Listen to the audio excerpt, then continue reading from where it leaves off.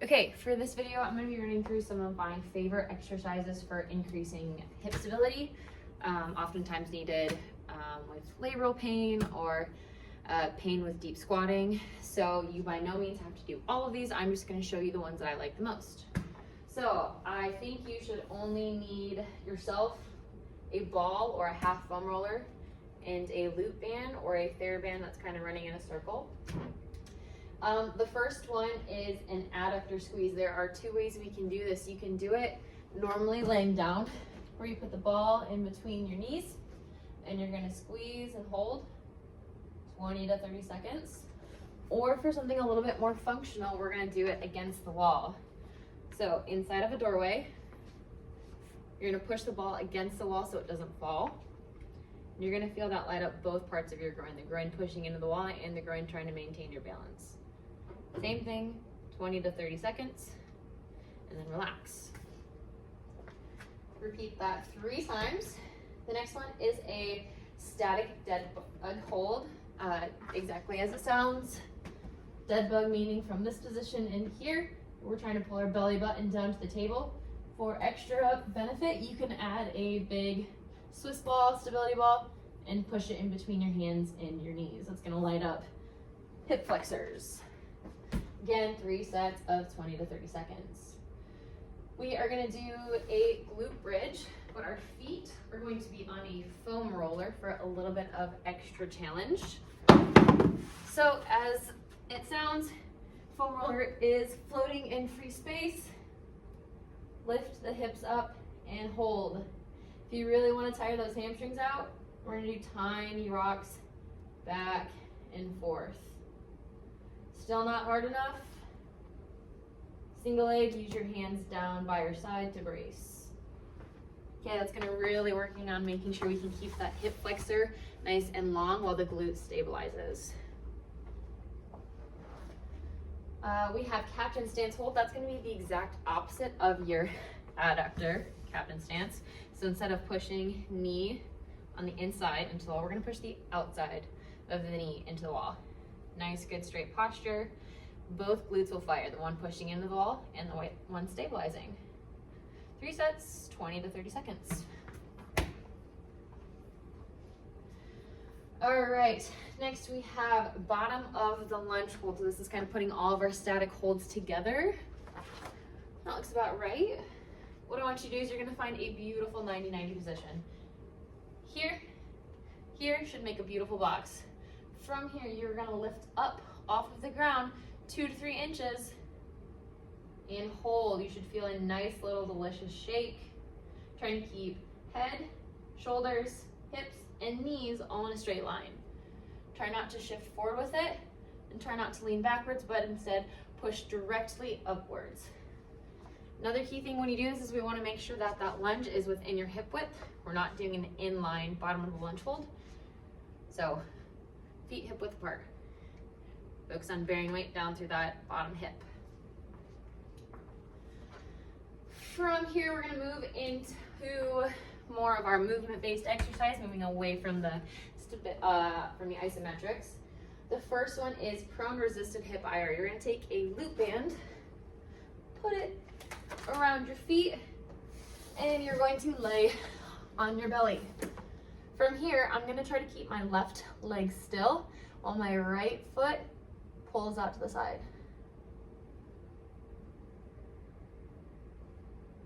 You're gonna feel a nice, good burn on the outside of your hip. And then we're gonna switch. So twofold exercise. One has to stabilize, one has to shorten and move. Those are the prone looping resisted hip IRs, named for exactly what they're doing.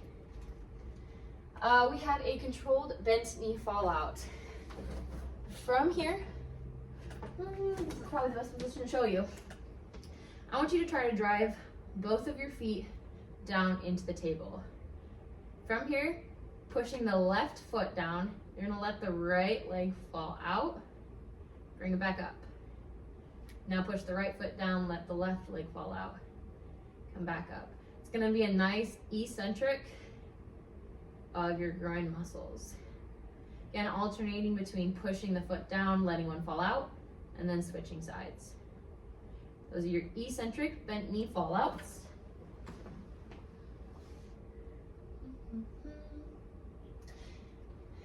The next 3 exercises, it is 2 exercises paired together. Nice little superset action. The first one is a psoas lower with a single leg glute bridge. Psoas lower, you're gonna put your hips right at the edge of the table. You're gonna grab your right knee, lean backwards. Okay, right leg, you're gonna stay holding with your hands as you try to find a 90-degree position of your left leg. You're gonna lower it down to the ground, reaching down through the ground with your heel, and coming back up. Lower down through the heel, and come back up. While you're doing this, you're trying to pull that belly button down through the table so you can really get that hip flexor nice and long. Then you're going to move backwards onto the table. Right afterwards, extend out the left leg. Wait, nope. Extend out the right leg. And you're gonna do a single leg glute bridge. And back. So if you notice, we're achieving the same position with both. One, the glute is firing, and one, the psoas is eccentrically working. So then we switch to the right side. Grab the left knee, bring it in. Slowly lower, reaching that heel towards the ground, bringing it back up. Sliding back up on the table. Left leg is out straight. Single leg glute bridge up.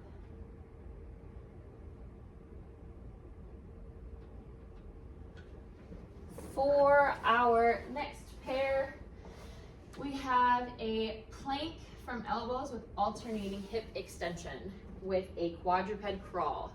Probably gonna be easiest to show this on the ground. Okay, we can either go full plank or forearm plank. Alternating hip extension just means you're gonna lift one foot up off the ground, then the other. We don't want to see an extra hyperextension. I want you to really control that pelvic tilt. Lift till the restriction, you feel a good contraction from your glute, and then switch. Whew. Pairing that with a quadruped crawl, we just activated posterior chain muscles. Now we want to activate anterior chain. Simple as it sounds, take a step with the right hand, left foot. You're going to crawl forward for 6. Keeping nice low positioning, knees are about 1 inch off the ground. Backwards for 6. We're gonna go sideways for 6, and the other side for 6. Whew, that's 1. Trying to string together maybe 2 at a time, 3 if you're lucky. The last one, we have a modified Copenhagen with a standing split pancake. This is obviously a stool. I would use a bench. Modified Copenhagen meaning you're just gonna go from your knee instead of your foot. It's gonna be a little bit more comfortable on your groin. So, knee is up. Other knee can be bent. It can be held forward for extra challenge on the bottom groin. And we're just holding. Again, knee up on a bench. Lastly, that's paired with a standing split pancake. Feet nice and wide. Hands can go across your chest, behind your back, on your hips, behind your head. It does not matter. I like them on my hips. You're gonna do a hip hinge muscle where you push your hips back as far as you can. Nice big stretch. Stand up at the top, making sure you come to a neutral pelvis. Don't hyperextend forward. So, hips get pushed back as far as they can. Come back up. Extra challenge with this one, if you want to add a little isometric where you're trying to squeeze your feet together, almost like you're trying to bring them in. You're going to squeeze against the ground, hands on hips, push hips back, and come back up. Obviously, the further you are, the harder it is, so make sure you start nice and tall. and that's a stability block.